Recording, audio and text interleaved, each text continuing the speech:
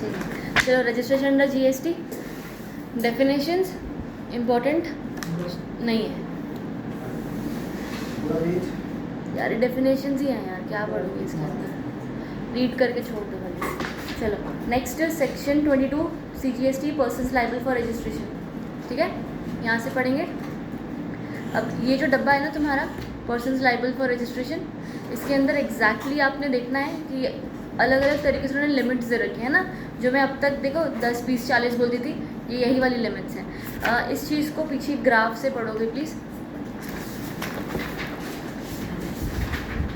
ठीक है, इस ग्राफ से पढ़ोगे बेटर अंडरस्टैंडिंग होगा। यहाँ से देखो threshold for registration different cases. अब ना रजिस्ट्रेशन के अलग अलग तरीके से उन्होंने बोला हुआ है।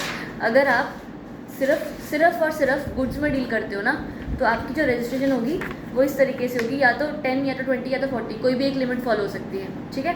पर अगर आप सब सर्विसेज या तो सर्विसेज एंड गुड्स दोनों में डील करते हो, ठीक है, तो आपकी रजिस्ट्रेशन होगी या तो 10 या 20, दोनों केसेस में 10 या 20। पॉइंट समझ में आ रहा है?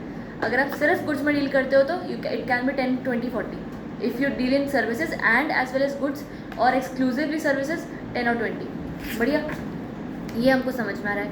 इसके अलावा अभी उन्होंने क्या बोला, एक्सक्लूसिव सप्लाई ऑफ सर्विसेज और supply of goods plus services, इस तरीके से तो 10, 20 हुआ, राइट। तो यहाँ पर उन्होंने स्पेसिफिक पहले बोला कि अगर मणिपुर, मिजोरम, त्रिपुरा, नागालैंड, ये 4 जगहें हैं, अगर ये 4 जगहें हैं तो आपका थ्रेशोल्ड 10 लाख होगा। क्यों? क्योंकि इन जगहों पर एग्जैक्टली इतना बिजनेस नहीं हो रहा, ठीक है, छोटे छोटे बिजनेसेस हैं, तो ये लोग इतना ज़्यादा रेवेन्यू ऐसे नहीं कर सकते, रख देना अफोर्ड नहीं कर सकते। They want revenue from them, right. इसलिए छोटा मोटा अगर भी बिजनेस होगा तो उसका भी रजिस्ट्रेशन के हिसाब से हम बोलते हैं कि आपको देना पड़ेगा। तो पहला 10 लाख, उसके बाद मतलब इन case of all other states including remaining special category states. ये रिमेनिंग स्पेशल कैटेगरी वाली कौन सी आई? यहीं पर जो चारों के अलावा ना, in cases of all other states including remaining special category. Remaining special category कौन सी है? ये 4 के अलावा वाली रिमेनिंग स्पेशल ना, तो वो तुम्हारे नीचे दी हुई है, देखो, सिक्किम, उत्तराखंड, मेघालय, अरुणाचल प्रदेश, जम्मू एंड कश्मीर, असम, हिमाचल, ठीक है।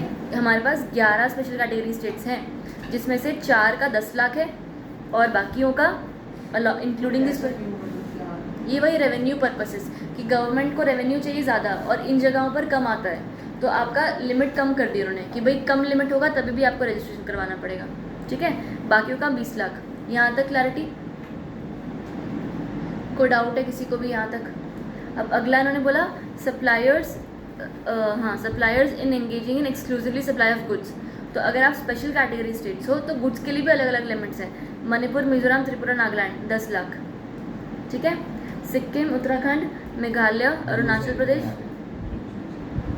ये यहाँ तक 20 लाख, ठीक है। और नेक्स्ट उन्होंने बोला जम्मू एंड कश्मीर, हिमाचल 40 लाख। बढ़िया। उसके अलावा अगर आप अदर स्टेट्स, यानी कि स्पेशल कैटेगरी हो गई, जो स्पेशल के अलावा वाली हैं वहाँ पर 40 है, पर उसमें भी 2 हैं जिस पर 40 नहीं है, वो है 20 है, विच इज़ पौंडीचेरी या पुदुचेरी या तेलंगाना 20 लाख। बढ़िया, क्लैरिटी? किसको किसको किसको कहाँ नहीं लिखा?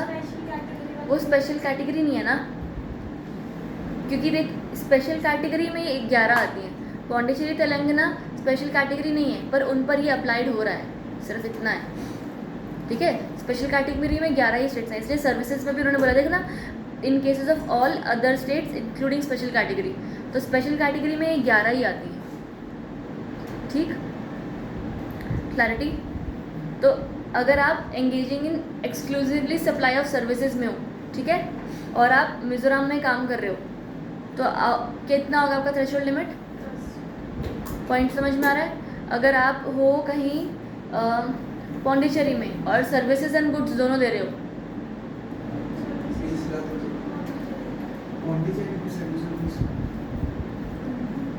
हाँ समझ आ रहा है? स्पेशल कैटेगरी में इन स्टेट्स को किस बेसिस पे डालते हैं? ये वो गवर्नमेंट के रेवेन्यू के हिसाब से ही है यार। थ्रेशोल्ड 20 है यहाँ नहीं, ये 4 के अलावा सर ऊपर है जो थ्रेशोल्ड भी नहीं, चार्ट पड़ रहे हैं ना, टेंपरेचर बढ़ाओगे मतलब ठंडा करना है कि कम करना?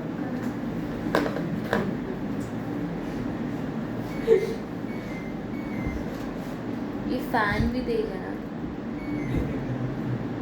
गर्मी लगती तुझे? फैन का क्या है?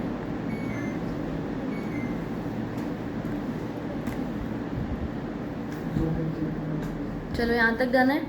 नेक्स्ट आगे बढ़े अभी। ओह कितनी शांति हो गई। यहाँ तक किसी को कोई डाउट है? क्लैरिटी आ रही है? अभी पिछला वाला भी टेबल देखो।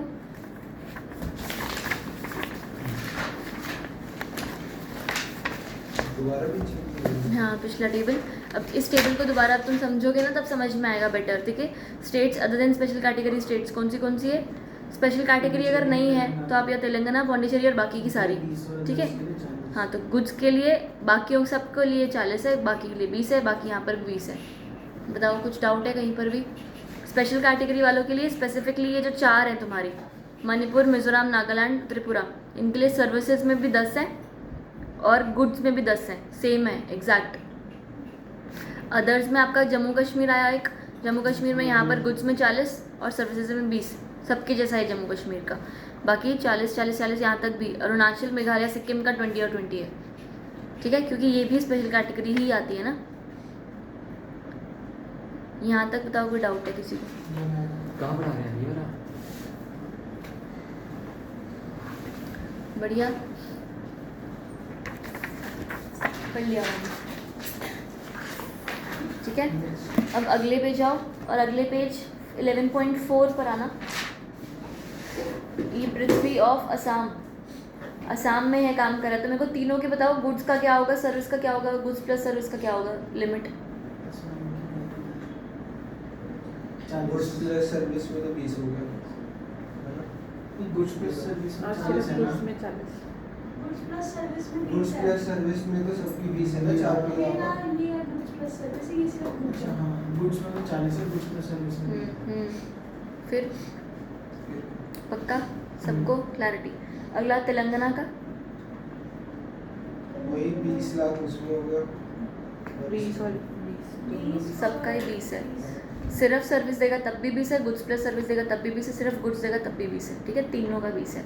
और मणिपुर 10 सबका 10। बढ़िया। कुछ डाउट कहीं पर? अब इस तरीके से आपको समझ में आ जाएगा। इसीलिए ही हम अब तक 10 20 40 10 20 40 कर रही है, क्योंकि सबके लिए अलग पहले अलग, 4 याद करना पड़ेगा ना सारा। इसीलिए 10 20 40 तक, ठीक है। अब अगला यहाँ पर आओ, enhanced threshold up to 40 lakh, वो जो है ना चार्ट वाले के नीचे, enhanced threshold up to 40 lakhs. Any person who is engaged in exclusive supply of goods and whose aggregate turnover in the financial year does not exceed 40 lakh is exempt from obtaining registration. Enhanced ने क्या बोला कि ना government ऐसे बोल रही है कि 40 नहीं था रजिस्ट्रेशन, रजिस्ट्रेशन तो हमारे हमेशा से 10 ही 20 था, हमने तुम्हें ज़्यादा दे रखा है, 40 का कम नहीं किया है, 20 का ज़्यादा किया है, ठीक है। Enhanced है, person who is engaged in exclusive supply of goods and whose aggregate turnover in the financial year does not exceed 40 is exempt from obtaining registration. Except कौन से? ये वाले, कि अगर आप इन गुड्स में डील कर रहे हो ना, पॉइंट समझ में आ रहा है? अगर आप इन गुड्स में डील कर रहे हो तभी आपका 40 से दोबारा नीचे आकर 20 आ जाएगा, भले आप किसी भी स्टेट में हो। पॉइंट समझ में आया? तो यहाँ पर except person required to take compulsory registration under 24, ये हम पढ़ेंगे आगे 24 वाला। उसके अलावा person engaged in making supplies of the following goods, ये सारे। तो जो सी वजह से 20 लाख होगा। 1 से लेकर 7 तक मार्क कर लो, 20 लाख आएगा रजिस्ट्रेशन। 20 लाख होगा, 10 लाख होगा, 20 होगा पक्का। जिनका 10 है उनका 10 ही रहेगा ना, उनका बढ़ा के 20 नहीं करना। पॉइंट समझ में आ रहा है? जिनका कम है उनका तो कम ही रहेगा, 40 वालों का 20 करना है। समझ आ रहा है? कि ऊपर हेडिंग में तो यही लिखा है ना कि जिस एनहांस्ड हमने कर रखी है 40 तक, अगर आपका 40 हम आपको लेकिन नहीं रहने देंगे अगर तुम्हारे ये सर्विसेज हैं। अगर किसी का ऑलरेडी 10 है तो फिर तो वो 10 ही रहेगा, राइट। 40 रिड्यूस टू 20 है, 10 इंक्रीज टू 20 नहीं है। Everybody clear about it? चलो ठीक है, तो एक्सेप्ट उन्होंने यहाँ तक चीज़ें बोली है। कंपलसरी रजिस्ट्रेशन तुमको पता ना, हमने पढ़ा था RCM को करवाना पड़ता है। इनपुट सर्विस डिस्ट्रीब्यूटर कल हमने बात कर रहे थे, उनको भी रजिस्ट्रेशन कंपलसरी करवानी पड़ती है, या इंटरस्टेट करवा रहे हो कंपलसरी करवानी पड़ती है। तो ये उनके बारे में बात करें कि उनका तो टर्नओवर का मैटर ही नहीं करता ना, भले 40 हो या 20 हो या 10 हो या करोड़ हो, हमें कोई फ़र्क नहीं पड़ेगा, उनको तो रजिस्ट्रेशन करवानी ही करवानी है। तो ये उनकी बात की। बाकी आपको ध्यान ये लोग का रखना है, ये स्पेसिफिक ये वाले अगर गुड्स हैं, आइसक्रीम पान मसाला ये वाले गुड्स हमने पहले भी पढ़े हुए हैं कहीं पर। पूरा वो पड़े हुए हैं साथ में करते हैं।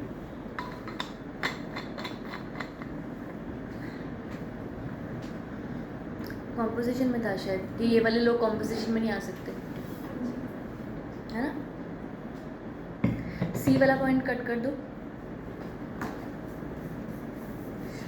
सी एक्सेप्ट वाले का सी पॉइंट, हाँ यहाँ तक सब साथ में है। हाँ, नोट और डी पॉइंट दोनों सब कट कर दो, डी भी कट कर दो। ये डब्बा हमने देख लिया, यहाँ तक कोई डाउट है किसी को भी? एक्सप्लेनेशन अब दी हुई है ना यहाँ पर। अच्छा, हमने ना एक और जगह पर पढ़ा था RCM में, याद है हमने जब बोला था कि अगर कोई इंसान गुड्स दे रहा है और गुड्स प्लस सर्विस दे रहा है, तो जो सर्विस अगर इंटरेस्ट ऑन लोन वाली होगी वो नहीं देखनी। याद आ रहा है? पढ़ा था हमने RCM में, देखा था ना हमने कि अगर सर्विस आपकी इंटरेस्ट ऑन लोन वाली है तो वो इंक्लूड मत करो। RCM में देखा था, कंपोजिशन में मुझे याद नहीं आ रहा। कंपोजिशन में था क्योंकि अच्छा हाँ, कॉम्पोजिशन में था, सॉरी कॉम्पोजिशन में देखा था कि आपको इस ये वाली इंक्लूड नहीं करनी। याद आ रहा है अब अच्छे से सबको? तो अब अगर हम ये कह रहे हैं कि कॉम्पोजिशन में वो वाली सर्विस इंक्लूड नहीं करेंगे ना, यहाँ पर भी फिर वो सर्विस इंक्लूड नहीं करेंगे। तो यानी कि ये एक्सप्लेनेशन हाँ, कि अगर आपका इंटरेस्ट ऑन लोन वाली सर्विस है तो आपका प्रॉपर्टी गुड्स प्लस सर्विस वाला नहीं माना जाएगा, सिर्फ और सिर्फ गुड्स वाला माना जाएगा। आया? शट डाउन किया ठीक है, ऐसे क्लियर नहीं करने का होना नहीं करा। यहाँ तक ठीक है। अब अगला transfer of business, transfer to take fresh registration. Simple, अगर मान लो मेरी पास कंपनी है और मैं किसी और को अगर सेल कर रही हूँ, if I am selling my company, my running company which is registered to you, you also will have to take registration ना, साथ में हो। चलो, third transfer due to amalgamation, merger, demerger, ये सब।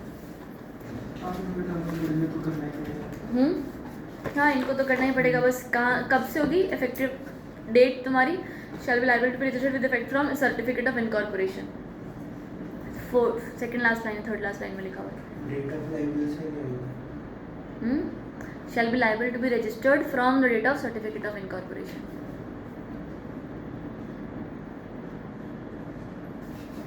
आया? तो जिस दिन उसका सर्टिफिकेट ऑफ इनकॉर्पोरेशन आया उस दिन वो लाइबल हो गया सर्टिफिकेट लेने के लिए। फिर लेटर ऑन वो जिस दिन लेते हैं उस हिसाब से आपकी बात आती है कि अगर आपने विद इन टाइमली ले लिया तो आपका सर्टिफिकेट की डेट ये, नहीं तो ये। राइट? कर रखा है हमने ये चीज़ भी। याद आ रही है सबको? नहीं आ रही है? कल जो हमने पढ़ा था, हमने कल क्या पढ़ा था? लाइबल टू बी रजिस्टर्ड होते हो तो 30 दिन के अंदर अंदर रजिस्ट्रेशन ले लेते हो तो लाइबल वाली डेट आती है, अगर नहीं लेते हो तो अगली वाली डेट आती है। तो बस ये वही बोला हुआ है कि अगर, ठीक है, वही लिखा हुआ है। अगर आप लाइबल हो गए रजिस्ट्रेशन करने के लिए और with effect, you will be liable with effect from certificate of incorporation, यानी कि सर्टिफिकेट ऑफ इनकॉर्पोरेशन के 30 दिन के अंदर अंदर आप ले लिया तो सर्टिफिकेट ऑफ इनकॉर्पोरेशन की डेट आएगी, नहीं तो फिर अगली जब आएगी तब आएगी। तो आपको लेनी इस दिन पड़ेगी। यहाँ तक ठीक है? नेक्स्ट अब आ जाओ section 23 CGST, persons not liable for registration. कौन से किसको किसको नहीं लेनी है? First, all any person engaged exclusively in the supply of wholly exempt and not liable to tax. Section 23 का फर्स्ट पॉइंट, जो बंदा एक्सक्लूसिवली एग्जाम्प्ट सप्लाईज कर रहा है उसको रजिस्ट्रेशन नहीं लेना। दूसरा, agriculturist to the extent of supply of produce out of cultivation of land, ठीक है, तो भी उसको भी नहीं लेना। यहाँ तक क्लैरिटी है?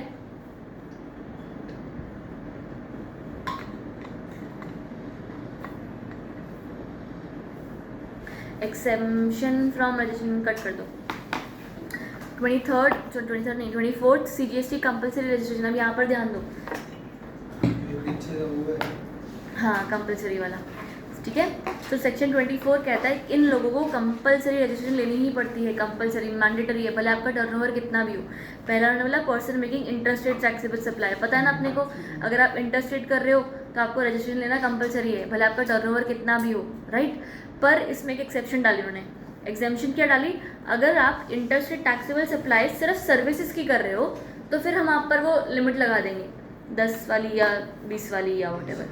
स्पेशल कैटेगरी में 10 है। हाँ वही ना, क्योंकि जो सर्विस वाली लिमिट है, सर्विस में 40 है ही नहीं ना, इसलिए 10 या 20 बोला हुआ है। आ रहा है समझ। अगला एग्जेम्पशन टू हैंडीक्राफ्ट गुड्स और सप्लायर, हैंडीक्राफ्ट गुड्स वालों के लिए भी तुम्हारे पास लिमिट है कि ये वैसे कंपलसरी होते हैं, अंडरस्टैंड। वैसे अगर आप हैंडीक्राफ्ट वाले अगर करेंगे तो उनके लिए सब कुछ एग्जेम्पशंस हैं, पर अगर हैंडीक्राफ्ट वाले इंटरस्टेट करते हैं तो इंटरस्टेट की कैटेगरी में फॉलो गई, इंटरस्टेट वालों के लिए कंपलसरी है। पर अगर वो हैंडीक्राफ्ट वाले हैं तो फिर अगेन 10 या 40, क्योंकि ये गुड्स है ना, तो 10-40, 10-20 भी होगा, 10-40, ठीक है। इंटरस्टेट करते हुए चाहिए, अगर इंट्रा कर रहे तो कोई दिक्कत नहीं है। फिर तो पंगा नहीं ना, फिर तो टर्नओवर ही देख लिया जाएगा। आ रहा है समझ। हाँ अगला कंडीशन बोला, person required to obtain PAN या generate e way bill with the provisions of rule 138। E way bill आगे का चैप्टर है पूरा, वहाँ पर देखेंगे ई वे बिल क्या होता है। अगला तुम्हारा person required to obtain PAN, वो ये उन्होंने बस वही बोला कि if you are getting registered तो you have to obtain PAN. ये कहाँ पर पर्सन रिक्वायर्ड? क्या अगले पेज, कंडीशन का पहला वर्ड ना। अच्छा ठीक है। ठीक है। एक्सप्लेनेशन कट कर दो और एग्जामिशन टू जॉब वर्क आ जाओ। जॉब वर्कर यानी कि जो बंदा आपको कुछ गुड्स सप्लाई कर रहा है बना के, राइट, तो गुड्स और सर्विसेज दोनों सप्लाई करता है, राइट। तो हमने कहा कि अगर आप जॉब वर्कर है, engage in making interstate supply of services to a registered person as the category of person exempted from obtaining registration under the said act, तो exemption not applicable, registration is required in the following cases. क्या, who is liable to be registered, और ये और साथ साथ voluntary. ये ना अब इन्होंने यही चीज़ लिखी है, बस उल्टी लिखी है, तो फालतू में नहीं वही चीज़ लिखी है ना, लिखा तो बस उल्टा ही है और कुछ नहीं। उन्होंने क्या बोला कि अगर आप एक जॉब वर्कर हो, ठीक है, और आप इंटरस्टेट सप्लाई कर रहे हो तो आप पर भी थ्रेशोल्ड लिमिट अप्लाई हो जाएगा। अंडरस्टैंड। हमने अब तक क्या पढ़ा, हमने पढ़ा पहला कि इंटरस्टेट वालों को रजिस्ट्रेशन कंपलसरी है, पर अगर आप एक ऐसे इंटरस्टेट वाले हो जो हैंडीक्राफ्ट गुड्स में डील करता है, या तो ये वाला कहाँ गया, 1-2 हैंडीक्राफ्ट में डील करता है, या तो जॉब वर्कर है, ठीक है, इनको इंटरस्टेट होने के बावजूद थ्रेशोल्ड लिमिट फॉलो करने मिलेगा। पॉइंट समझ में आ रहा है। अगर इंटरस्टेट करेंगे तो रजिस्ट्रेशन लेनी है। हाँ लेनी है, पर एक्सेप्ट दिस। एक्सेप्ट नहीं है, जॉब वर्कर को नहीं लेनी है, वैसे अगर वो उसके हिसाब से लेना है, थ्रेशोल्ड के हिसाब से। हाँ मतलब भाई एक्सेप्ट दीज पॉइंट्स, बाकियों को सबको मैंडेटरी लेनी है।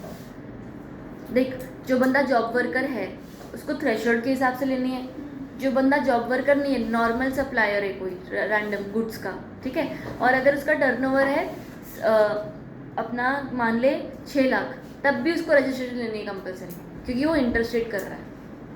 पॉइंट समझ में आया।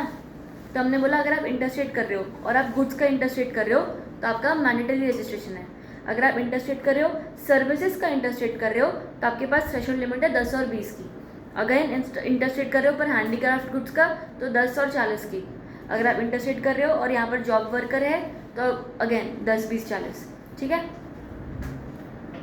10, 20, 40 भी क्यों, यहाँ तक ठीक है। बताओ। अगला, who opt for voluntary registration, यानी कि वो अपनी मर्जी से रजिस्ट्रेशन करवा रहा है ना, इसलिए वहाँ पर लिखा हुआ है कि अगर उसने वॉलंटरीली करवा लिया फिर तो बात ही कुछ नहीं, ठीक है, वो आगे हम आ जाएगा पढ़ेंगे। सेकंड पॉइंट कट कर लो, casual taxable person making taxable supplies. अब ये दोबारा मेन वाला पॉइंट शुरू हो गया तुम्हारा।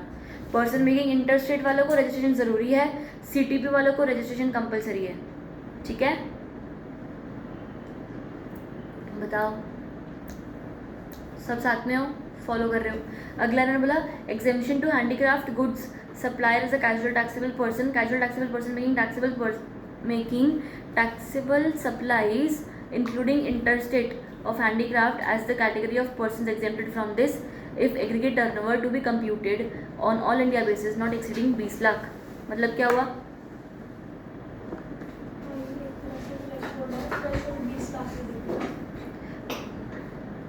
तो रजिस्ट्रेशन ले भी लेता है तब भी उसके पास थ्रेशोल्ड है 20 लाख का। हाँ पर उनके लिए Registration ले ली तो threshold किस काम का?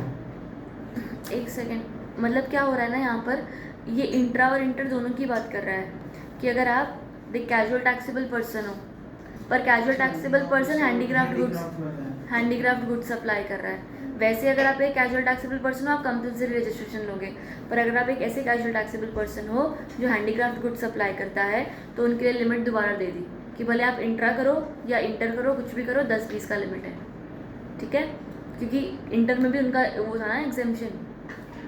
पॉइंट समझ में आ रहा है? इसके चार्ट या तो बनाने पड़ेंगे तुमको थोड़ा थोड़ा, बनाओ, कैजुअल टैक्सेबल पर्सन को रजिस्ट्रेशन नहीं चाहिए? चाहिए। कंपल्सरीली चाहिए। आ रहा है कुछ समझ सबको? अगला कंडीशन, इनको भी पैन लेना पड़ेगा और बाकी ई वे बिल, बढ़िया। नेक्स्ट है persons required to pay tax under reverse charge, हमको पता है। आरसीएम, ईसीओ भी पता है, ईसीओ वालों को भी लेनी पड़ती है। ये 95 ईसीओ है। हाँ 95 या 4?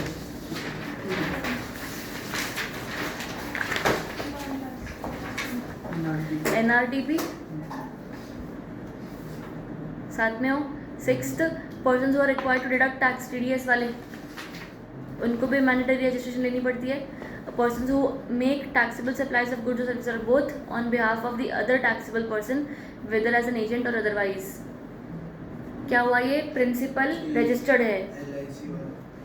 हाँ मान लो तो, पर अगर यहाँ पर ना ये तरीके से ध्यान रखना है, LIC में तो क्या हो रहा था ना कि वो बंदा अनरजिस्टर्ड है, चल रहा है, वो आरसीएम बेसिस हो गया। मान ले अगर प्रिंसिपल रजिस्टर्ड है और एजेंट प्रिंसिपल के बिहाफ पर ही गुड्स बेच रहा है पर अपने खुद के नाम पे, invoice on its own name, तो फिर उसको भी रजिस्ट्रेशन लेनी पड़ेगी इफ़ प्रिंसिपल इज रजिस्टर्ड, ठीक है। अगर प्रिंसिपल रजिस्टर्ड नहीं है तो क्या करता है? ठीक है, प्रिंसिपल रजिस्टर्ड है, उसने अपना एजेंट अपॉइंट किया, एजेंट अपने नाम पर इनवॉइस बनाता है, वो भी रजिस्ट्रेशन लेगा। क्लैरिटी? अगला point, input service distributor whether or not separately registered under this act. Separately मतलब मैंने क्यों कहा था, आईएसडी वालों को दो नहीं, आईएसडी जो है वो ब्रांच, कंपनी तो एक ही है ना, बैंक तो एक ही है, उसके ब्रांचेस अलग अलग हैं। आईएसडी का रजिस्ट्रेशन मेन ही लेगा, हेड ऑफिस ही लेगा, पर हेड ऑफिस को 2 रजिस्ट्रेशन लेनी पड़ेगी, एक जीएसटी के लिए, एक आईएसडी के लिए, ठीक है। इसलिए यहाँ पर ऐसा लिखा हुआ है कि input service distributor whether or not separately registered under this act. भले उसने सेपरेटली कोई रजिस्ट्रेशन करवाई है नहीं करवाई है, जीएसटी के अंदर उसको दोबारा रजिस्टर होना पड़ेगा, भले वो एज एन आईएसडी भी रजिस्टर्ड है, ठीक है, क्योंकि उसके पास एक ऐसी अथॉरिटी है कि वो लोगों के बीच में इनपुट ये आईटी वो बांट रही है, इनपुट टैक्स बांट रही है, हाँ, इसलिए ही उसको ये लेना पड़ेगा, डबल रजिस्ट्रेशन होती है, ठीक है। Clarity? Persons who supply goods और सर्विसेज और बोथ,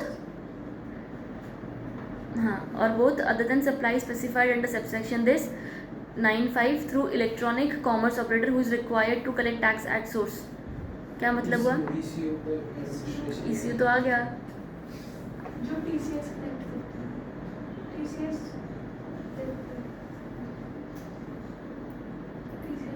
Other than टीसीएस का ECO क्या क्या है। सर्विसेज देता है? इसी है। ये किसकी बात कर रहा है, किसको रजिस्ट्रेशन चाहिए? जो ECO पे सामान दे रहा है वो- जो इसी सप्लायर, हाँ। ठीक है, जो ईसीओ में अपना सेल अमेजोन के बंदे, हाँ अमेजोन के जो सेलर्स हैं उनको, हाँ, तब सेलर्स है उनको। अब अंडरस्टैंड, हमने ना ईसीओ जब पढ़ा था, आपको याद है, पढ़ा है हमने सबने ईसीओ जब हमने पढ़ा था तो हमने स्पेसिफिकली कुछ सर्विसेज की बात की थी। उसमें हमने बोला था अच्छा स्पेसिफिकली अगर आपका होटल है, अगर आपका रेस्टोरेंट है, फूड डिलीवरी वाला है, या ट्रांसपोर्ट ऑफ पैसेंजर्स, ऊबर वाला था, फिर हाउसकीपिंग था, राइट। तो ये हमने स्पेसिफिक बोले हुए थे कि इन्हीं को ही हम ईसीओ का दर्जा देते हैं, और अगर इनके थ्रू कोई सप्लायर है वो सर्विसेज प्रोवाइड कर रहा है तो उनको, इस सप्लायर्स को टैक्स नहीं पे करना, ईसीओ पे कर देगा, और इसको फॉरवर्ड चार्ज बोला जाएगा कि रिवर्स, याद करो, किसको? ईसीओ जब टैक्स पे करता है उसके लिए आप पे सप्लायर्स के बिहाफ पे, हाँ तब तो फॉरवर्ड ही था। फॉरवर्ड ही था। ईसीओ जब पे कर रहा है टैक्स, अपने आप ही पे कर रहा है, बाकी का पैसा तुमको दे देगा, तो वो खुद टैक्स पे कर रहा है, ठीक है, वो फॉरवर्ड चार्ज ही बोला जाता था। यहाँ तक सबको क्लैरिटी है? अब दूसरा उसने क्या बोला पता है, हम कई बार ऐसे गवर्नमेंट का देखे थे नाम, या कहीं पर देखे थे, हमने बोलता कि गवर्नमेंट रजिस्टर्ड है, बट वो रजिस्टर्ड इसलिए नहीं है क्योंकि उसको टैक्स पे करना है, बस क्योंकि उसको it is authorise to collect TCS, tax collected source collect करने के लिए ऑथराइज्ड है, ठीक है। तो कुछ ऐसे ECOs होते हैं, ठीक है, जो टैक्स कलेक्ट करने के लिए रजिस्टर्ड होते हैं, पर RCM बेसिस पे या ये तुम्हारे उस बेसिस पर टैक्स उस बेसिस पर नहीं होते, ECO के सर्विसेज के लिए नहीं होते। पॉइंट समझ में आ रहा है? अ person who is supplying services, ठीक है, other than through ECO, 9(5) is ECO, right. तो पर्सन जो सर्विसेज सप्लाई कर रहा है बट नॉट थ्रू ECO, यानी कि वो हाउसकीपिंग ये वाले में नहीं है। एग्जाम्पल, इसका एग्जाम्पल, कोई बंदा अगर वो ये लैपटॉप का अगर वायरस का वो सर्विस दे रहा है कि वो प्रोटेक्शन के लिए वो सब कुछ सर्विस दे रहा है ऑनलाइन बैठ के, वहाँ पर एक बना हुआ है कि भाई एक एल्गोरिदम जहाँ पर एक बंदे हैं जो आपको सर्विस दे रहे हैं, ये वाली कोई भी तरीके से कुछ सर्विसेज जो उस स्पेसिफिक 5-6 सर्विस की कैटेगरी में नहीं आती, ठीक है, तो वो आपकी वो वाली हो गई। वो ECO स्पेसिफिक कुछ है ही है, एक्सक्लूसिव लिमिटेड लिस्ट है, ठीक। तो अगर कोई सप्लायर किसी और नॉट ECO के थ्रू सर्विस आपको दे रहा है तो वो सप्लायर को रजिस्टर होना पड़ेगा, ठीक है। पॉइंट समझ में आया? क्योंकि वो जो बंदा जो नॉट ECO है, ठीक है, वो बंदा आपका TCS कट करता है। तो ECO इस तरीके में, भले ऐसे मान लो कि ECS 2 प्रकार के होते हैं, एक जो वैसे वाले सर्विस देते हैं और एक जो तुम्हारे TCS वाला होता है, ठीक है। Supplier cleaning service other than ECO. other than through ECO,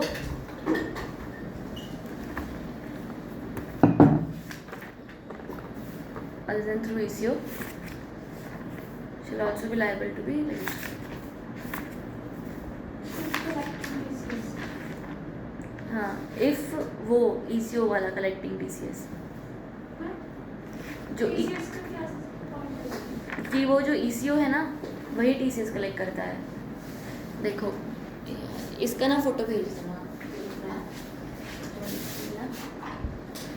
यहाँ पर इसमें ऐसे बोला हुआ है कि ECO 2 टाइप के होते हैं, एक 9(5) वाला जिसकी लिमिटेड लिस्ट है, जिसको एग्जॉस्टिव लिस्ट कहते हैं, ठीक है।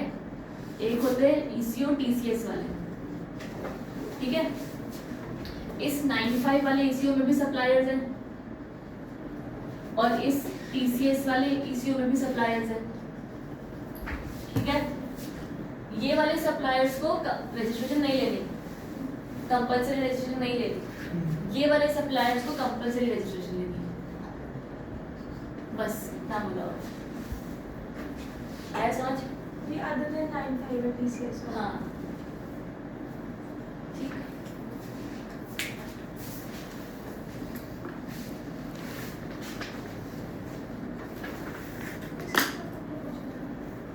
इसकी क्या problem है? चलेगा।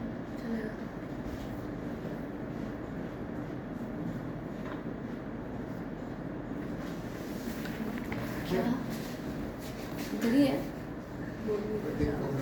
ऐसा मत कर रहे हो।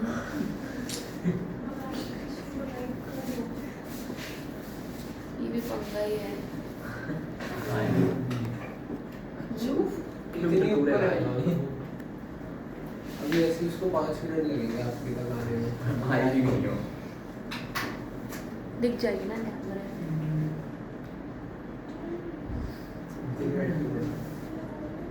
और फिर वो बेस नहीं नहीं है चेयर अभी मैम वो और पंख रख लो मतलब इधर फ्लोर पे से नहीं आते।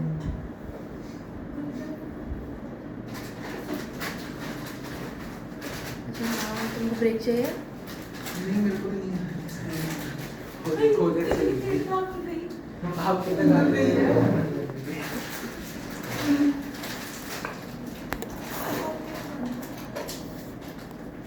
चलो नीचे आ जाओ।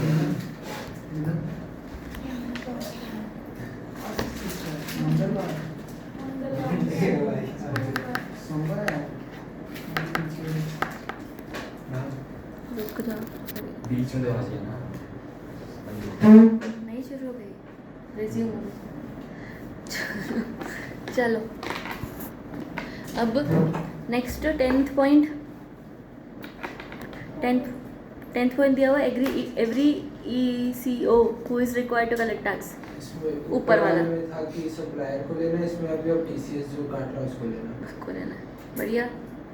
Next every person supplying OIDAR Netflix वाले, next, every person supplying online gaming from a place outside India to a person in India, such other person और class of person as may be notified by the government.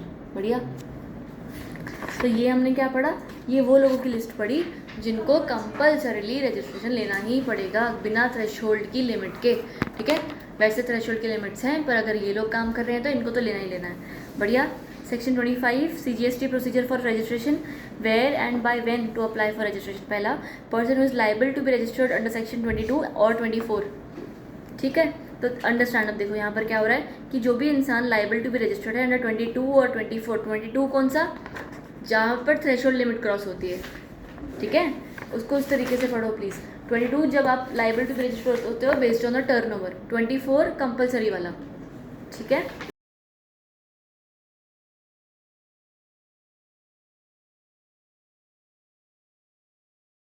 मतलब वो इसका हमने नहीं पढ़ा था कि डीम्ड डिस्टिंक्ट पर्सन, यानी कि अलग अलग स्टेट्स में अगर आप हो तो अलग अलग स्टेट में अलग अलग GST का रजिस्ट्रेशन नंबर होता है, राइट। तो इसने लिखा हुआ है कि in every such state in which you are so liable, कितने दिन में, within 30 days from the date of becoming liable for registration. बढ़िया, लिखा था ना वहाँ पे 30 दिन में नहीं किया तो पंगा हो जाता है, बस ये वही वाला 30 दिन है। अब वो पिछले जो चैप्टर में अफेक्टिव डेट वाला देखा था। ठीक है, यहाँ तक। अगला आप क्या बोला, यूनिट्स इन SEZ और SEZ डेवलपर, इनको भी रजिस्ट्रेशन लेना है। Shall apply for a separate registration for a unit in SEZ and outside SEZ। Simple, अगर आपकी कंपनी एक SEZ में है और एक बाहर है, आपका पैन तो सेम है, भले वो सेम स्टेट में हो, आपको अलग अलग रजिस्ट्रेशन लेना पड़ेगा। अगर किसी को खाली कोई पहली बार ही SEZ में खोल रहा है तो उसको भी लेना है। हाँ हाँ, परमानेंट SEZ में है। हाँ, ठीक है, क्लैरिटी।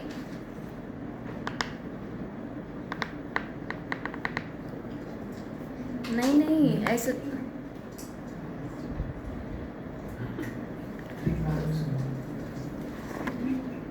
नहीं, गलत कंफ्यूज ही कर दिया मुझे। नहीं, ऐसा नहीं है, जो पहली बार है तो ऐसा बोल रहा है कि न्यू एंटरप्राइज SEZ में खोली ना। हाँ, पहले नहीं नहीं, तो अपनी कंपनी की पहली बार वहाँ तो खोली। Turnover based. भाई 40-20 वाला। हाँ, ठीक है। अगला इसने क्या बोला, person making supply in territorial waters, वहाँ पर भी आप सप्लाई करो इन द कोस्टल स्टेट और UT where nearest point of आपका कॉन्टैक्ट है। मतलब अगर आप पानी में जहाँ पर भी हो, कहाँ एडजस्टेंट जो लैंड होगी उस जगह पर आप रजिस्ट्रेशन लोगे। बढ़िया, यहाँ तक बताओ, आसान। नेक्स्ट चलो, CTP और NRTP इन एवरी स्टेट जहाँ पर वो आके काम करने वाला है, पर उसको कब लेना है, 30 दिन के बाद नहीं, 5 दिन के पहले, at least 5 days prior to the date of commencement of business. ठीक है, प्रोवाइजो तीनों काट दो, एक्सप्लेनेशन काट दो, 2 प्रोवाइजो एक्सप्लेनेशन।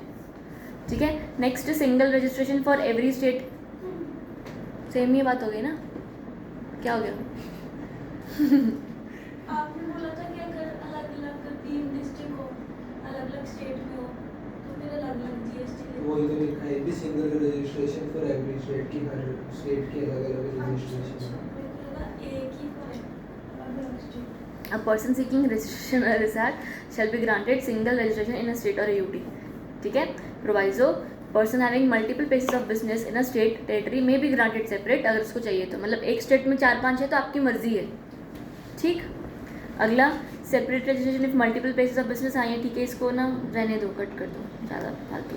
क्या है तो 1ABC जो है ना, नहीं ज़रूरत है इसका। ठीक है, अगला थर्ड आ जाओ, वॉलंटरी रजिस्ट्रेशन, मतलब क्या, आप अपनी मर्जी से ले रहे हो रजिस्ट्रेशन, राइट। तो a person do not liable to be registered, यानी कि उसका टर्नओवर भी क्रॉस नहीं हुआ, वो कंपलसरी में भी नहीं आता, फिर भी वो रजिस्ट्रेशन ले रहा है, तो अंडर सेक्शन 22 और 24 में get himself registered voluntarily and all the provisions of this act shall apply as if he is registered. ठीक है, तो रजिस्ट्रेशन करने के 3 सेक्शंस हैं, 22, 24 और 25(3) है, इसको 25(3) लिख लेना, वॉलंटरी वाले में। ये इस प्रोविजन का नाम है? नहीं, वॉलंटरी रजिस्ट्रेशन का तरीका 25(3), रजिस्ट्रेशन करने के 3 तरीके हैं, 22 तो मतलब ये थर्ड पॉइंट 25(3). हाँ, वही तो है, पर याद नहीं रहेगा ना फिर। 25 का थर्ड प्रोविजन। ठीक है, नेक्स्ट अब तुम्हारा एनालिसिस क्या बोला, once a person obtains voluntary he has to pay tax even though his aggregate turnover does not exceed 40 या 20। नेक्स्ट है बेनिफिट्स ऑफ वॉलंटरी, लिख लो साइड में लिख लो, ITC availed from date of registration. इसका क्या मतलब है ITC अवेल्ड? आप जब से रजिस्ट्रेशन हो गए तब से आप ITC लेने लग जाओगे ना। वही है टैक्स भरने लग जाओ। मैम वो जो मैंने आपको डाउट भेजा था कि वैल्यू ऑफ सप्लाई में ऐड वो कुछ और था तेरा, मतलब कोई वो है हुआ है, अंडरस्टैंडिंग में प्रॉब्लम हुई है, कुछ अलग रही है तो करते हैं उसको। यहाँ तक ITC availed from date of registration और पॉइंट नंबर तीनों काट दो। एक बेनिफिट जो तुमने लिखा है वो काफ़ी है। Distinct person, a person who has obtained और is required to obtain more than one registration whether in one state या UT या more than one, तो each such registration shall be treated as distinct। बढ़िया, ये तो इन्होंने कितनी बार बता दिया ना, 30 याद करवा रहे हैं ना। नहीं तो सेक्शन भी तो अलग अलग बना दिए ना, याद तुझे तो करा रहे हैं। तो वो डिस्टिंक्ट पर्सन की डेफिनेशन है 25 वही में। बंदा मान लो हरियाणा और पंजाब में उसने ब्रांच खोल रखी है, लेकिन हाँ। इंट्रा स्टेट ही कर रहा है, तो उसको भी नेशनल लिमिट फॉलो करनी है, फिर वो करना ही, उसका रजिस्टर करना है, वो कंपलसरी है। वापस बोल, हरियाणा एक ब्रांच पंजाब। उसकी हरियाणा में है, हाँ। एक ब्रांच उसकी पंजाब में है, इंट्रा स्टेट करते हैं, तो थ्रेशोल्ड लिमिट पे भी उनको क्रॉस नहीं हुआ, लेकिन उनको कंपलसरी है कराना। नहीं, थ्रेशोल्ड लिमिट पे ही है ना बेसिस। हाँ हाँ, आप इंटरस्टेट सप्लाईज करोगे ना तो जाके कंपलसरी हो जाता है, तब तक नहीं है, ठीक है। और आपका अच्छा हाँ, आपका जो ये थ्रेशोल्ड लिमिट है वो किस हिसाब से, पैन बेस्ड है वो, मतलब सारे ब्रांचेस का एक थ्रेशोल्ड है। हाँ, ये तो अपने को पता है ना, ठीक है।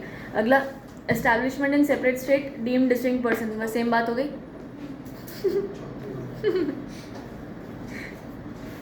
Pan mandatory for obtaining registration, first line बस मार्क कर लो, provide that a person required to deduct tax under section 51 may have in lieu of PAN a tax reduction in चालान। जो वो बंदा TCS हुआ ना 51,000। TCS हुआ, तो जो बंदा आपका वो पैन अगर उसके पास नहीं है, पर अगर वो बंदा TDS डिडक्ट करने या TCS डिडक्ट करने, कलेक्ट करने वाली लाइबल करता है, तो 51 TDS tax reduction and collection account number, ठीक है। अगला, NRTP में भी granted registration on the basis of other prescribe documents, example passport, बाहर का बंदा है ना, उसके पास नहीं है यहाँ का पैन कार्ड, यहाँ तक ठीक। नेक्स्ट आ जाओ, ऑथेंटिकेशन, अच्छा ना, नहीं है तो पढ़ना है काम का है।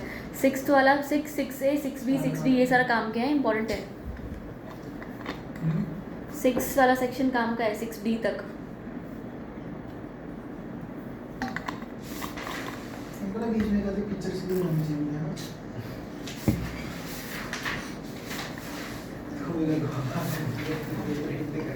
Every registered person shall undergo authentication or furnish proof of possession of आधार। मैं बता रही हूँ, तुम समझ लो फिर पढ़ लेना, ठीक है। बात तो बड़ा ही, सिर्फ अभी ये बता रही हूँ। पहले मैं जो सुन रही हूँ, मैं जो बोल रही हूँ पहले वो सुनो, ठीक है। अंडरस्टैंड। अब यहाँ पर क्या हो रहा है, ऑथेंटिकेशन किस हिसाब से हमने कह दिया कि अगर आपका थ्रेशोल्ड लिमिट क्रॉस हो गया तो फिर आपको रजिस्ट्रेशन चाहिए। रजिस्ट्रेशन करवाने के लिए आपके पास पैन होना चाहिए, राइट। पर अब एक नए तरीके से बोल दिया कि पैन अगर आपके पास है तो वेरी गुड, आपका जो आधार कार्ड है ना वो भी वेरीफाई करवा लो, ठीक है। ये कह रहा है तुम्हारा ऑथेंटिकेशन का 6A, कहता है कि आधार कार्ड भी वेरीफाई करा लो। पॉइंट समझ में आया? वेरीफाई का क्या मतलब? आधार कार्ड तो पैन कार्ड से लिंक होता है। वो अब ना हमने ये प्रोविजन तो पहले से चल रहा है ना, तो वो मान के चलो तुम्हारी वो डेट नहीं है, शायद 20/8/2020 2020 में आधार कार्ड कंपलसरी हुआ, ठीक है। तब से बाद से वाला बोला हुआ है कि अगर आप ऑलरेडी रजिस्टर्ड हो, पैन के बेस पर रजिस्टर्ड हो, तो आधार कार्ड वेरीफाई करवा लो, ठीक है। अगला प्रोवाइजो में यही बोला हुआ है, देखो, if an Aadhaar number is not assigned authentication, तो फिर आप करवा लो। Such person shall be offered alternative viable means, अगर आपके पास आधार कार्ड है ही नहीं तो ऑल्टरनेट वायबल मीन्स के तरीके से आपको दे दिया जाएगा।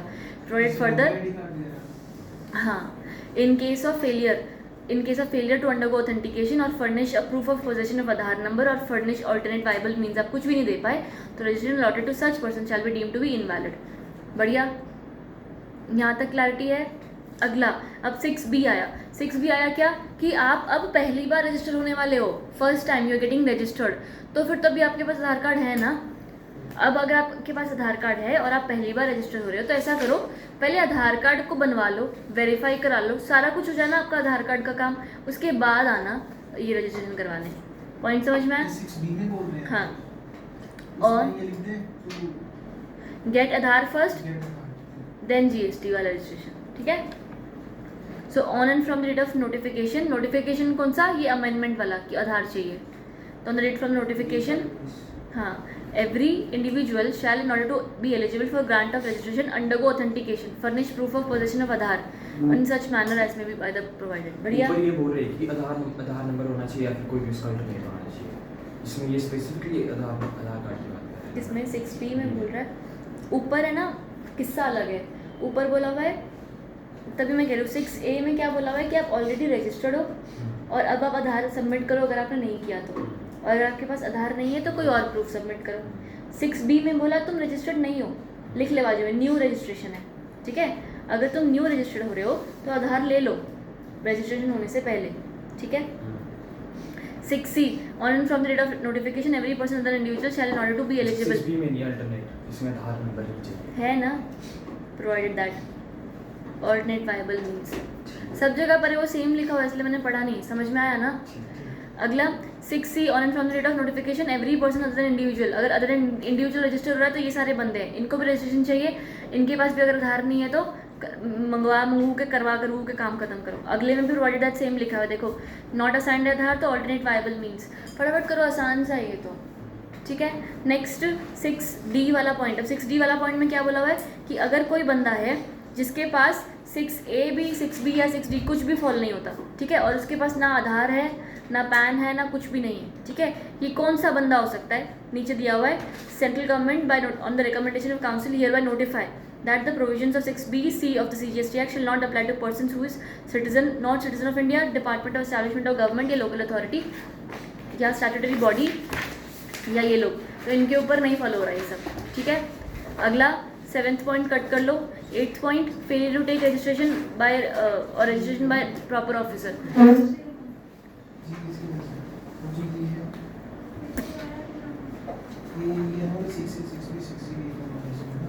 सारे अगला 8th वाला फेलियर टू गेट रजिस्ट्रेशन मतलब क्या हुआ, आपका टर्नओवर क्रॉस हो गया या आप कंपलसरी वाले गुड्स दे रहे हो, आप सब कुछ दे रहे हो और उस हिसाब से आपको रजिस्ट्रेशन करवा लेना चाहिए और आपने नहीं करवाया, आप फेलियर हो गए टू गेट रजिस्टर्ड, तो फिर आपको प्रॉपर ऑफिसर ज़बरदस्ती रजिस्टर कर देगा, ठीक है।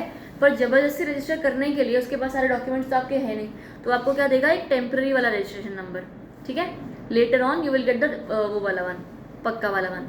तो एक बार देख लो, person who is liable to be registered under this act fails to obtain registration, the proper officer may, without prejudice to any of the actions which may be taken under this act or under any other law for the time being in force, proceed to register such person in such manner as may be prescribed. बढ़िया। अगला UIN in case of UN, MFI, consulate, embassy, ये सारे। अब ये वाले जो बंदे हैं ना, UNO वाला बंदा, याद है तुमको एग्जाम सर्विसेज हमने पढ़ा था, हमने देखा था UNO वाले जो बंदे सर्विस प्रोवाइड करते हैं वो एग्जाम्ड होती है, अगर कहीं दूर दूर तक याद हो तो। यूनाइटेड नेशन ऑर्गेनाइजेशन अगर कोई सर्विस प्रोवाइड करती है तो वो एग्जेम्प्ट होती है। कोई multilateral financial institution organisation notified under United Nations, ये सारे आपको जब सर्विस प्रोवाइड करते हैं ना एग्जेम्प्ट होता है, पर अब इनको रजिस्ट्रेशन लेनी फिर भी ज़रूरी है, राइट। तो हमने इनको कहा कि यार देखो आपको ना हम GST की छोटी मोटी रजिस्ट्रेशन देंगे नहीं, क्योंकि आप वैसे तो कोई सर्विस प्रोवाइड कर ही नहीं हो जो टैक्सेबल होगा, राइट। हम आपको क्या देते हैं, यूनिक आइडेंटिटी नंबर जो आपका वर्ल्ड वाइड जाना जाएगा, ठीक। तो बस इनके लिए वो बोल दिया, specialised agency for United Nation organisation के वो क्या लेना है, B पॉइंट में एनी अदर पर्सन और class of person that be notified shall be granted unique identity number in such manner for such purposes. किसके लिए, लेकिन including refund of taxes on notified supplies, क्योंकि इनकी सप्लाईज तो taxable नहीं है पर इनके पास कुछ इनवर्ड आता होगा, राइट, तो इनको रिफंड लेना पड़ेगा ना, तो आपके लिए रिफंड के लिए टैक्स वो करवा रहे registration. Their services are exempt, so get UIN. Their services are exempt, ठीक है, so just get UIN to claim refunds. बढ़िया यहाँ तक। अगला 10th रजिस्ट्रेशन, हाँ एनालिसिस काट दो। नेक्स्ट 10th रजिस्ट्रेशन ग्रांटेड और रिजेक्टेड आफ्टर ड्यू वेरिफिकेशन। बस क्या मतलब हुआ, वेरिफिकेशन के बाद उन्होंने कैंसिल कर दिया। ग्रांटेड या रजिस्टर जो भी होगा आपका हशर देखा जाएगा। ये लोग बता ही रहे हैं। ठीक है, अगला, अगर आपको ग्रांट होगी तो सर्टिफिकेट मिल जाएगा। ठीक है, और आपको ना टाइम 8 और 9 रूल है ना, ये आगे दिया हुआ है अच्छे से। तो अगर ग्रांट हो गई तो मिल जाएगा, अगर ग्रांट नहीं हुई रजिस्ट्रेशन तो बता देंगे, और अगर उन्होंने जवाब नहीं दिया बहुत टाइम तक तो फिर डीम्ड मान लिया जाएगा। ठीक है, ये सब आगे है। 1 2 3 4 ये ना थोड़े से ना इन सारे इलस्ट्रेशन में से करने हैं। हाँ तो करने हैं। 1 2 3 तो तुम कर लो, आसान है। 4th में ना ठीक कर लो चीज़ें। इंटरस्टेट जहाँ पर एग्जेम्प्टेड लिखा है ना उसको कट कर दो, एग्जेम्प्टेड कट करना सिर्फ है। वर्ड एग्जेम्प्टेड कट कर दो। 4th illustration first point exempted word cut कर दो, और नीचे जो है ना अगले पेज पर एक छोटी सी लाइन दी है, with your answer is different वाला, वो भी पॉइंट, वो भी लाइन काट देना।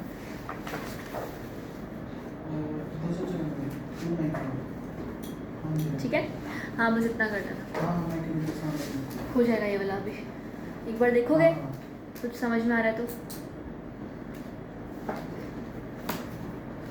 कल वाले क्वेश्चन हाँ वो कब करोगे फिर? मतलब साथ ही करेंगे। लिख रहा है मुझे कॉपी कर लिए, ट्राई किया। हो गए, करो ये वाले तो करो, थोड़ा सा जगते हैं ना। Application for registration, application for registration general procedure let down, ये रूल 8 के हिसाब से अब प्रोसीजर आ गया। ठीक है, रूल 8 वाला कि आपको कैसे कैसे रजिस्ट्रेशन करवानी है। अब इन्होंने रूल 8 के अंदर बोला हुआ है, देखो कि all taxable persons required to register under GST। दूसरा, सारे टैक्सेबल पर्सन जो रिक्वायर्ड हैं। दूसरा नंबर कंपोजिशन वाले, वॉलंटरी वाले और कैजुअल टैक्सेबल पर्सन वाले, ये सारे के सारे रूल 8 के हिसाब से आपका रजिस्ट्रेशन करवा रहे हैं। ठीक है, साथ ही साथ नंबर नॉन एप्लीकेबिलिटी और रूल 8, किसको रूल 8 फॉलो नहीं होगा, कोई NRTP, कोई बंदा जो TDS TCS वाला, ECO, OIDAR और ये ऑनलाइन वाले, तो इनको रूल 8 फॉलो नहीं करना। ठीक है, सबको रूल 8 फॉलो करना है, जो all taxable, composition, voluntary, casual taxable. Point समझ में आ रहा है? अब पढ़ेंगे वो प्रोसेस। ठीक है, शायद बिफोर अप्लाइंग फॉर रजिस्ट्रेशन, अब इन्होंने देखो पूरा ना प्रोसेस दिया हुआ है। प्रोसेस के हिसाब से उन्होंने बोला कि अगर आपको रजिस्ट्रेशन करवानी है तो आपको क्या करना है, declare his permanent account number, mobile number, email address, state what ever. ठीक है, आपको पहले अपना पैन नंबर सब कुछ डिटेल्स दोगे। In part A of form GST 01, GST registration 01 में आप अपना पहला वाला दोगे in the common portal. Understand, हमें अगर अब रजिस्ट्रेशन करवानी है तो रूल 8 के हिसाब से आपको रजिस्ट्रेशन कैसे करवानी होती है। सबसे पहला चीज़ सामान यही होगा कि भाई हाँ, आप सबसे पहले तो क्या लो, पैन, आधार कार्ड वेरीफाई करा लो, फिर रजिस्ट्रेशन करवाओगे। राइट, तो अब सारा डिटेल्स तुमने ले लिया, तो GST रजिस्ट्रेशन 01 वाले फॉर्म में सारी डिटेल्स दोगे, अपना पैन, आधार कार्ड सब कुछ डिक्लेयर करोगे। राइट, नाउ इधर डायरेक्टली और through facilitation centre. Facilitation centre है, होता है बना हुआ है GST के अंदर, IFC के तहत आप बस आपको हेल्प की जाती है कि भाई ये लोग करके दे दे आपका रजिस्ट्रेशन। ठीक है, तो या तो खुद या तो फैसिलिटेशन सेंटर, इसके बारे में तुम्हें नहीं है। Next proviso provide that every person being input service distributor shall make a separate application for registration as such input service distributor। ये तुमको मैंने बताया था ना अभी कि हर बंदा जो ISD होता है वो एक रजिस्ट्रेशन भी लेता है अलग से, और साथ ही साथ ISD वाली रजिस्ट्रेशन भी लेता है। वेरिफिकेशन ऑफ पैन और मोबाइल, ये जो आपका रजिस्ट्रेशन करवाना था, shall be validated online by common portal from the database maintained by CBDT। आपका जो पैन है और मोबाइल वाला वो सब है वो CBDT वेरीफाई कर देगा, ईमेल एड्रेस सब कुछ है वहाँ पर वेरीफाई हो जाएगा। जो फ़ोन नंबर होगा वो OTP के हिसाब से, और ईमेल भी OTP के हिसाब से। पैन CBDT वेरीफाई करेगा, फ़ोन नंबर OTP और ईमेल एड्रेस भी OTP। जनरेशन और टेम्प्रेरी रेफरेंस नंबर, अब जैसे ही तुम ये सब वेरीफाई करवा लेते हो तो तुम्हें टेम्प्रेरी रेफरेंस नंबर मिल जाएगा ऑन सक्सेसफुल वेरिफिकेशन। ठीक है, CCC फटाफट देख लो, सेकंड लाइन में लिखा हुआ है, आपको आ जाएगा अपने मोबाइल नंबर पर। अब अगला, अब आप एप्लीकेशन सबमिट करो अपने रेफरेंस नंबर के हिसाब से। राइट, तो using the reference number generated under rule 3 the applicant shall electronically submit an application part B of the form. अब जो तुमने वो फॉर्म रजिस्ट्रेशन 01 का पार्ट A भरा था ना, उसका पार्ट B आ जाएगा। ठीक है, वो पॉपअप हो जाता है, मतलब जैसे आ जाएगा तुम्हारे भरने के लिए। अब वो आ गया, उसको वेरीफाई करो, ड्यूली साइन करो इलेक्ट्रॉनिकली सब कुछ। आपने उसमें सारी डिटेल्स भरोगे कि क्या गुड्स बेचता हूँ मैं, क्या काम करता हूँ, क्या कहाँ पर सिचुएट, सब कुछ यहाँ तक ठीक है, दे दिया। अब वेरिफिकेशन होगी, verification as such where an applicant other than a person notified in sub rule this opt for authentication of Aadhaar number he shall submit the application under this from August 21, 2020 undergo authentication of Aadhaar number and date of submission of application and such case shall be date of authentication या तो 15 days होगा, कितना सब लिखा हुआ है। अच्छा, इसका मतलब क्या हुआ सिंपल कि अगर आपका आधार कार्ड आपको ऑथेंटिकेट करवाना है, ठीक है, आपके पास आधार कार्ड है, ऑथेंटिकेट करवाना है, तो आपका जो वेरिफिकेशन है ना वो 15 दिन के अंदर हो जाएगा, date of authentication of the Aadhaar, और 15 days from the date of submission of application in part B. तो उसी दिन आपको हाँ, उसी दिन एप्लीकेशन फाइल करने के बाद हमारा जो भी होता है वो आधार कार्ड को ऑथेंटिकेट करते हैं, वेरीफाई करते हैं। जैसे ना कैसा हो रहा है कि तुम्हारा ना आधार कार्ड अब तक ऑथेंटिकेट नहीं हुआ, ऑथेंटिकेट मतलब वो वेरीफाई नहीं हुआ है, ठीक है। तो अपॉन हमने बोला कि an applicant other than person notified in ऊपर 6D opt for authentication of Aadhaar number he shall submit the application with effect from 21 August 2020 undergo authentication of Aadhaar. पहले आप आधार कार्ड लो, ऑथेंटिकेट करवाओ, उसके बाद एप्लीकेशन आपकी अप्रूव होगी। तो उन्होंने क्या बोला कि हाँ, कि अगर तुम्हारा आधार कार्ड पेंडिंग है, ठीक है, तो एप्लीकेशन तुमने सबमिट कर दी, तो अगर आधार कार्ड पहले ऑथेंटिकेट हो गया तो वो वाली तारीख, नहीं तो 15 days from date of registration whichever is earlier हो जाएगा। ये बोल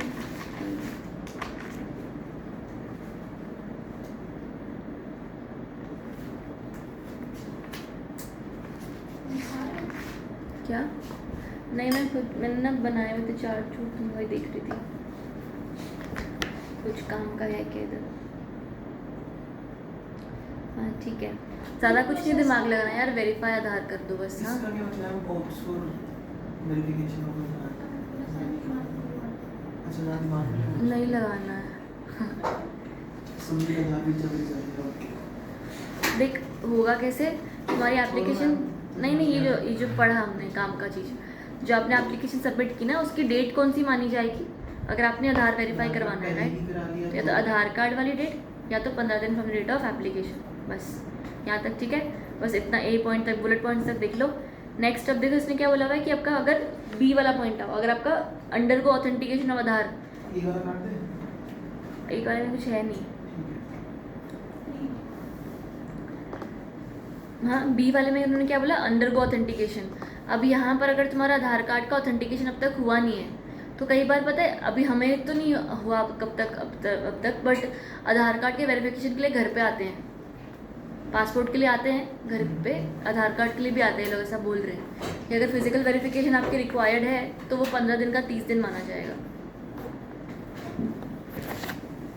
आजकल तो आधार कार्ड वेरिफिकेशन ऑनलाइन होती है, जैसे सब कुछ ही ऑनलाइन होता है, फिर भी बोला तो हुआ उसके है, बाद ही देखा है कि आउटडेटेड प्रोसेस क्यों पढ़ रहे हैं।